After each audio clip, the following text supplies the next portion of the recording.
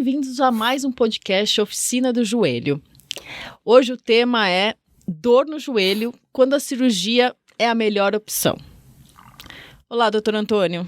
Está preparado para mais um podcast? Sim, é um prazer estar aqui para esse novo episódio.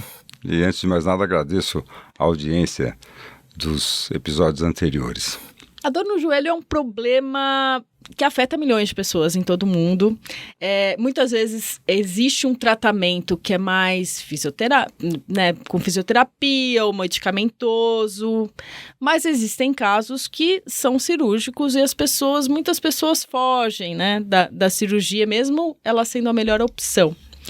E porque as pessoas têm a ideia de que a cirurgia é como algo assustador, como algo que possa trazer algum prejuízo, seja por medo da anestesia, seja por medo, dessa cirurgia não ser tão bem feita. A gente vê muito isso. Então, a gente vai abordar esse assunto aqui nesse podcast, que a gente tem recebido bastante dúvidas nesse sentido e para desmistificar, a cirurgia.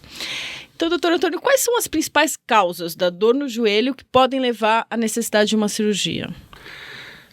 Então, tem causas variadas de dor no joelho e muitas delas, talvez a maioria das dores, podem ser tratadas e devem ser tratadas com métodos clínicos. Mas muitas das patologias do joelho, muitas das causas de dores, podem ser tratadas com cirurgia. Esse discernimento não é muito fácil, sabe? Definir se o benefício será, assegurado, qual a chance, percentual do benefício, né? Não é muito fácil essa tarefa, exige experiência, exige que o médico examine muito bem o seu paciente, que contemple todos os exames e esteja muito bem a par do que está acontecendo com o paciente, para procurar ver o que é melhor para aquele paciente, né? Então, quando a gente se depara com problemas que são passíveis de tratamento cirúrgico, eu acho que é uma situação muito boa. Eu gosto. E talvez porque eu seja cirurgião, você poderia pensar, né? Porque eu sou cirurgião, então eu gosto de operar. É que a cirurgia, o tratamento cirúrgico, quando ele é possível, quando ele cabe, ele é resolutivo, ele resolve de uma vez por todas. Então, é melhor do que você ficar fazendo um tratamento prolongado com medicação, com anti-inflamatórios, com analgésicos. E sendo que muitas vezes as pessoas não seguem, esse tratamento, ou param a fisioterapia na metade, não tomam medicamento como deve ser tomado. Então, existe uma dificuldade ali também de levar esse tratamento até o fim quando ele é muito prolongado, né? Exato. Então, o tratamento com medicamentos, ele não é facilmente sustentável, né? Você não consegue sustentar sempre tomando remédio. Uma hora começa a incomodar o estômago, uma hora começa a haver uma toxicidade renal com os anti-inflamatórios.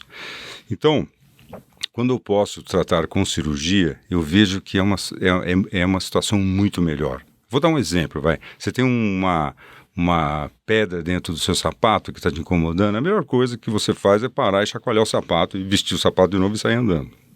Você remover aquela pedra.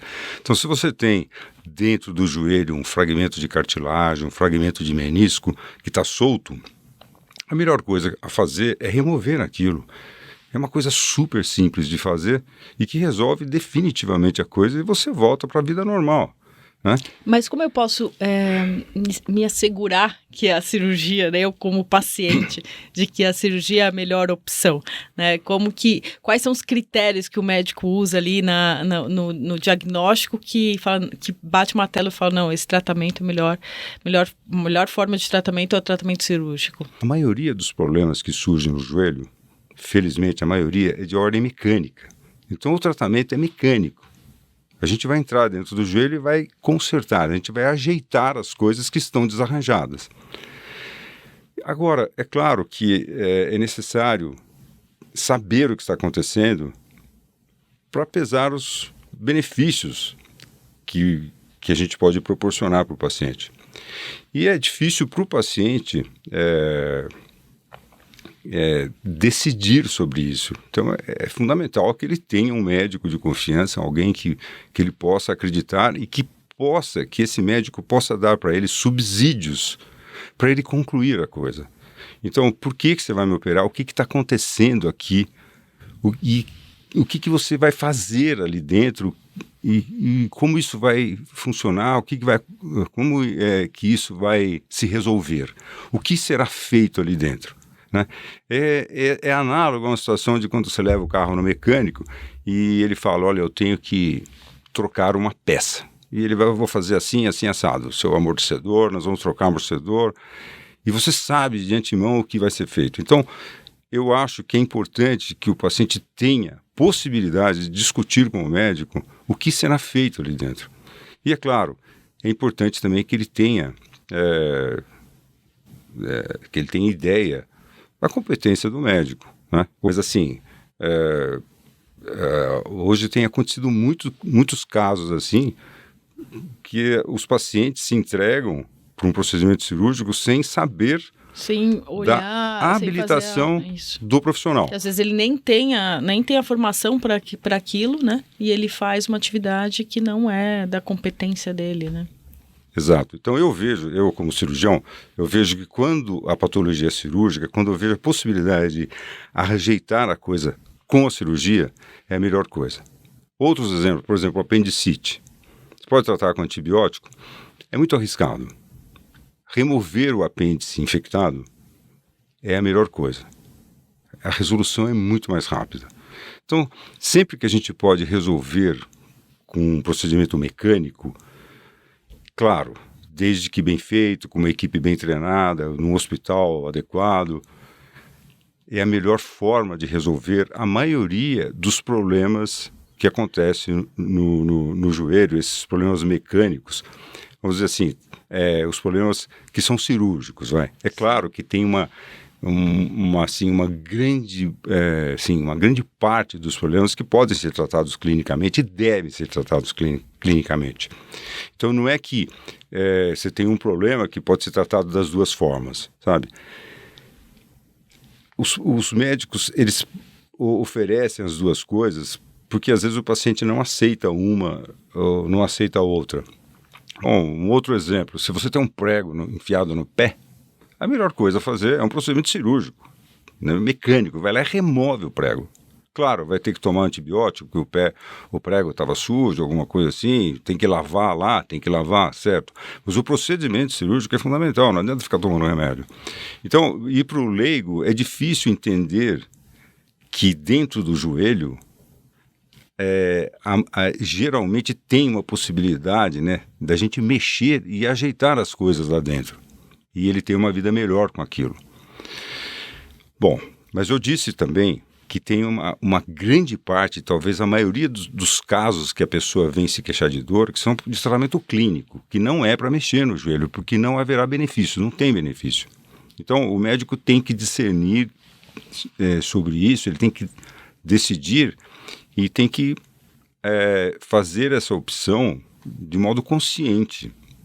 Ele tem que saber qual é o paciente que ele vai operar, qual o paciente que será beneficiado e qual que não será beneficiado. É uma relação de muita confiança, né? Porque você entrega ali, né, a sua... E eu acho que o didatismo também, né, do médico ali, de explicar, de pegar ali, né? Porque eu vejo que no seu consultório, por exemplo, tem o joelho ali, explicar como é o funcionamento, o que vai, né? Que o senhor até falou, né, que se fosse um carro, você vai lá, vou trocar o amortecedor. Então, explicar realmente, ter esse diálogo, essa relação médico-paciente é muito importante, né? Sim. É fundamental que o paciente tenha a possibilidade de perguntar para o seu médico, perguntar para ele o que ele vai fazer no joelho, como que ele vai resolver aquilo, o que será feito, para ele entender o que está acontecendo e para ele aceitar melhor a cirurgia, né? E tem muitos pacientes que às vezes não aceitam no primeiro momento e depois de um longo tempo acaba aceitando, porque a pessoa convive com o sofrimento prolongadamente e vê que depois não tem alternativas. Eu já tive pacientes que recusaram a cirurgia e demoraram 10 anos para aceitar uma cirurgia. E depois falaram, nossa, como foi bom, devia ter feito isso antes. né? Então, assim, esse trabalho de convencer o paciente é um trabalho difícil para muitos pacientes, para outros nem tanto, mas é um trabalho difícil de convencer a entregar o joelho, entregar assim, o corpo para o anestesista e permitir que a gente invada o corpo, né? Porque eu tenho que entrar dentro do joelho e a pessoa tem que ter uma relação, tem que ter uma confiança. E eu acho que é fundamental que o paciente tenha assim, uma indicação, que ele tenha um médico amigo de confiança que possa indicar para ele um cirurgião que vá proporcionar para ele o melhor tratamento possível. E se ele não tiver, o que ele faz? Porque muitas vezes, se a gente for para a realidade do SUS, por exemplo, muitas vezes a pessoa não tem, às vezes não tem um outro médico para perguntar e também não tem acesso a às vezes, a segunda opinião, né? Nesses casos dá para... O que a pessoa tem que fazer ali para saber? Perguntar, né? Perguntar para o médico porquê da indicação e o que ele pode esperar, não? Eu tive uma vivência muito grande e ainda tenho um pouco no Hospital Escola, da Escola Paulista, né? Hospital São Paulo, né? Onde a gente atende pacientes do SUS. Então é uma população carente e os pacientes, quando a gente indica uma cirurgia, são pacientes que realmente necessitam, né? Então você encontra filas de anos, às vezes décadas de espera para um tratamento cirúrgico de um joelho que precisa de uma prótese, ou precisa de uma cirurgia de menisco. A fila pode chegar a uma década de espera. E isso dificulta que a cirurgia seja efetiva? Sim, muitas vezes quando a gente chega no momento de operar, a situação está muito pior. Tem pacientes às vezes que já a cirurgia que estava planejada já não cabe mais, não tem mais sentido, porque evoluiu de tal modo que agora ele precisa de um outro tipo de cirurgia. A gente pega as pessoas que têm acesso à cirurgia, mas que também prolongam por medo e também dificultam, às vezes, o tratamento, né? Convivendo com esse sofrimento muito tempo e que poderia ser resolvido mais rapidamente com uma cirurgia, né? Sim, isso é um problema complicado, porque muitas histórias que são propagadas, histórias, vamos dizer assim, de insucesso, são verdadeiras, né? Então, as histórias de insucesso, elas se propagam muito mais facilmente do que aquelas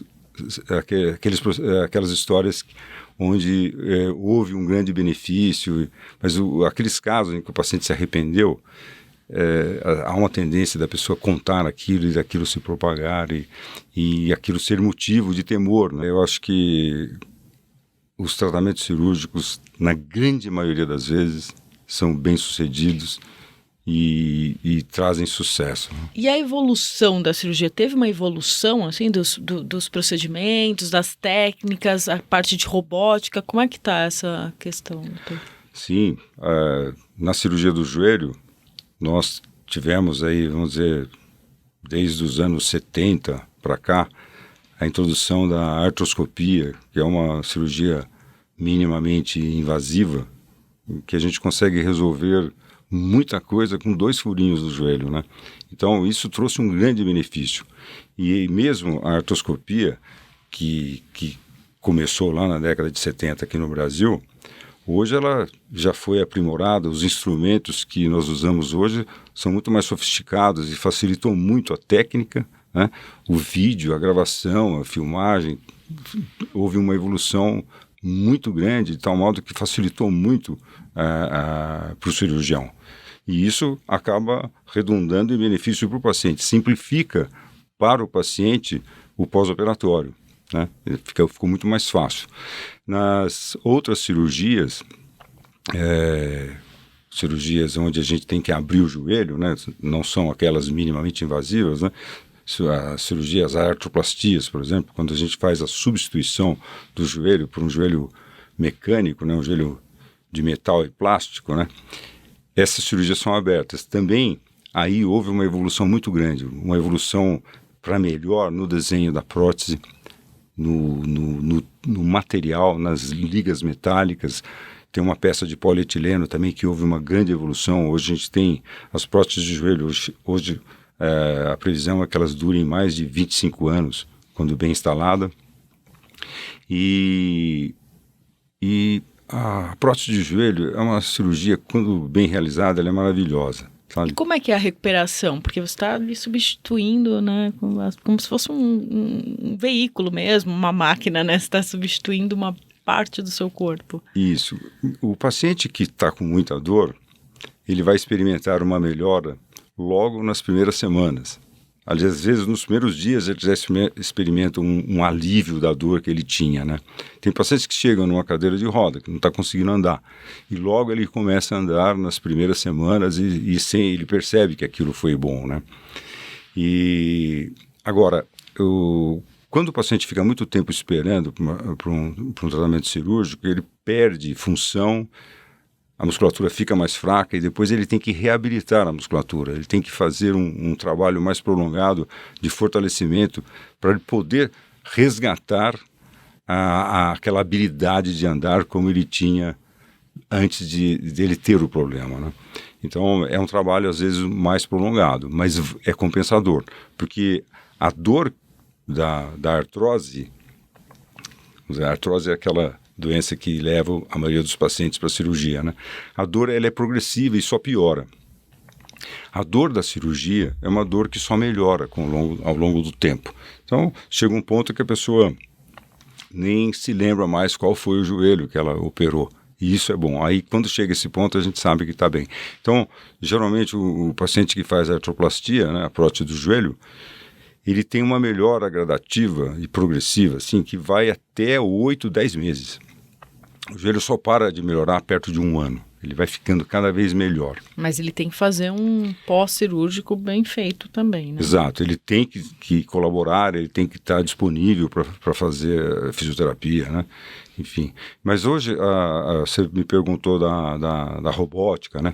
Então, anos atrás, a gente teve sistemas de navegação com auxílio de computador, e hoje a gente tem a robótica. Então, tudo isso é uma evolução, né? Nós temos software que analisa todo o corpo do paciente, que dá informações da anatomia daquele paciente, e a gente tem o auxílio da robótica, né?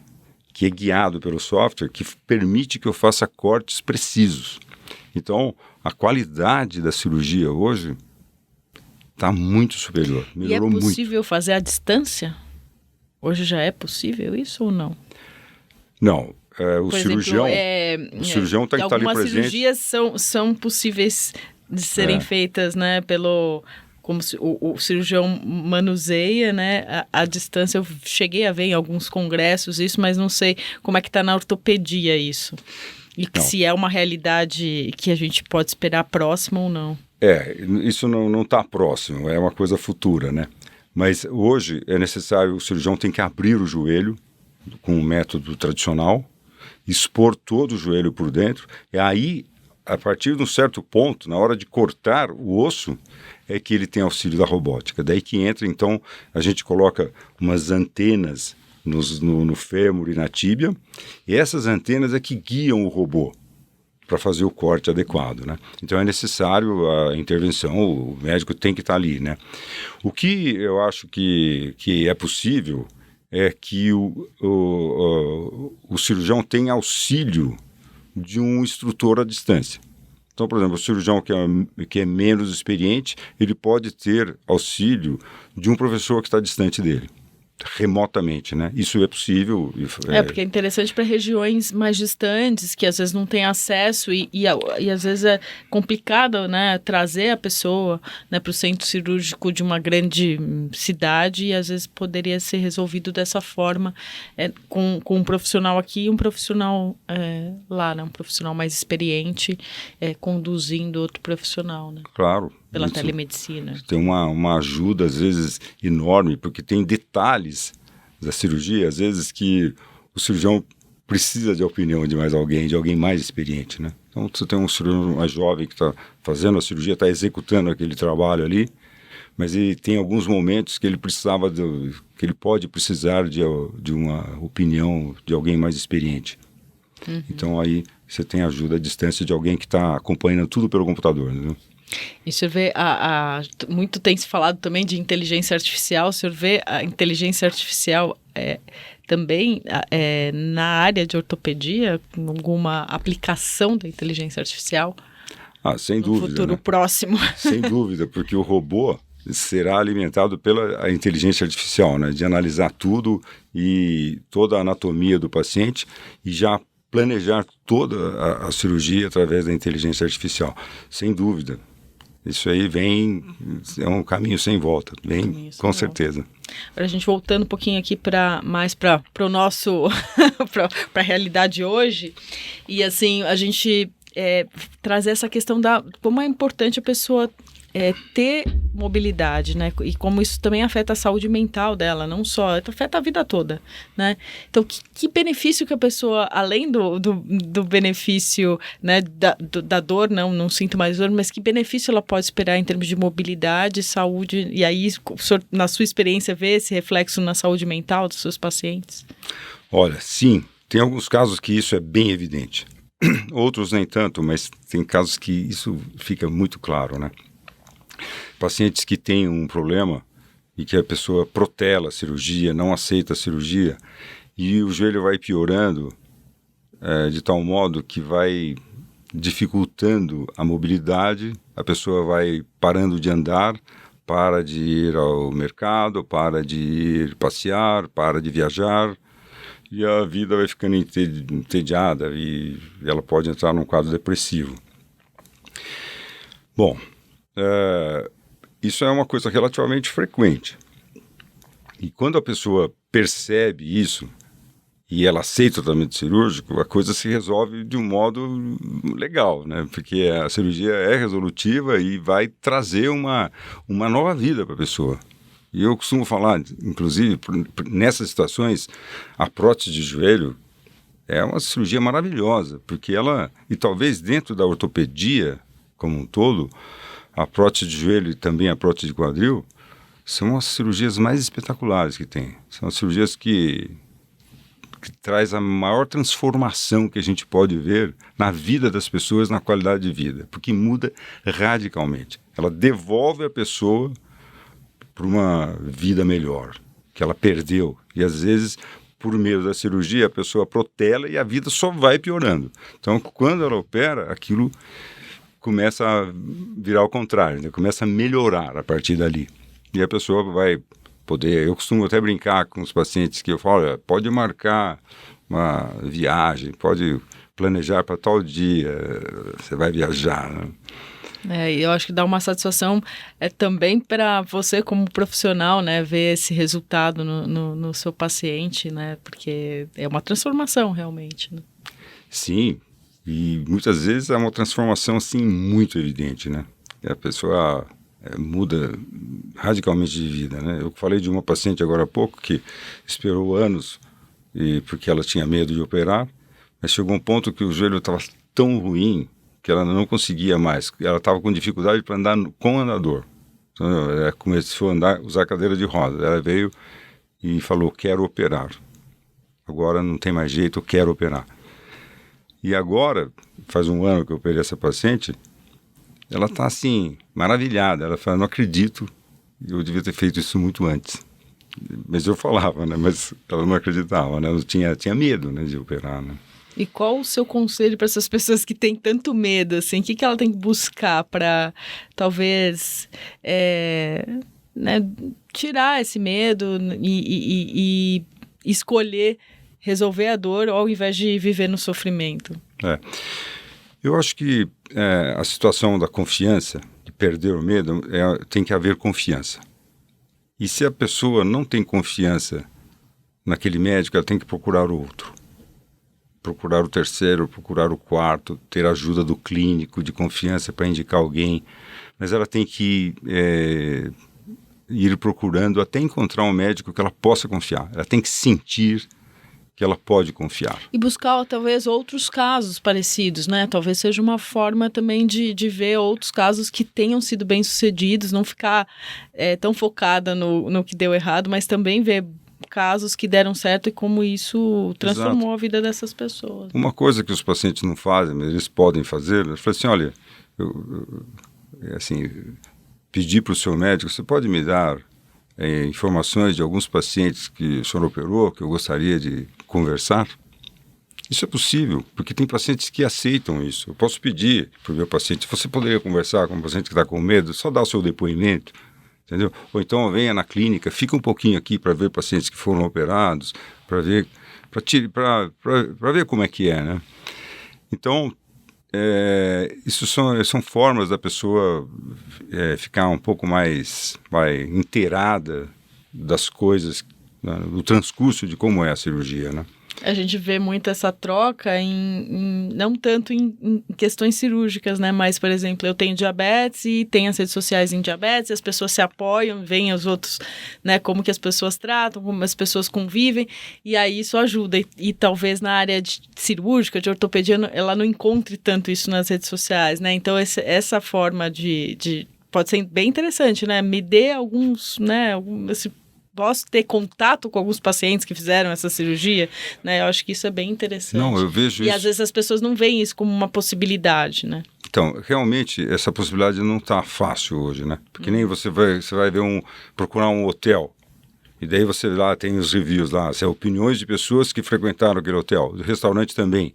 Mas você não tem isso daquela equipe médica, daquele médico que você está pensando, vou operar com ele ou não, seria ideal que tivesse, mas eu acho que isso vai chegar logo. Tem logo alguns, mas não tanto na área cirúrgica, né? Mais na área clínica, que tem aqueles aplicativos de consulta e às vezes tem a pontuação ali do profissional, mas na área cirúrgica tem menos, né? Acho que tá mais focado na área clínica do que cirúrgica, né? Não, sem dúvida, mas eu acho que é uma tendência que vai chegar na área cirúrgica e vai facilitar um pouco a coisa, né? Sim. Muito bom. Então, esse assunto não se esgota, provavelmente a gente vai voltar nele em outros podcasts, né, doutor Antônio, porque é um tema bem presente, né, na sua realidade todos os dias ali de atendimento, então provavelmente vamos abordar tanto em podcast quanto nas redes sociais esses assuntos novamente, relacionados à dor e à cirurgia. Legal. Ficamos por aqui em mais esse podcast, Oficina do Joelho. Não se esqueçam de curtir esse vídeo, se inscrever no canal e acionar o sininho para receber as notificações de atualização. Doutor Antônio, até a próxima. Até a próxima, muito obrigado pela audiência e até o próximo episódio.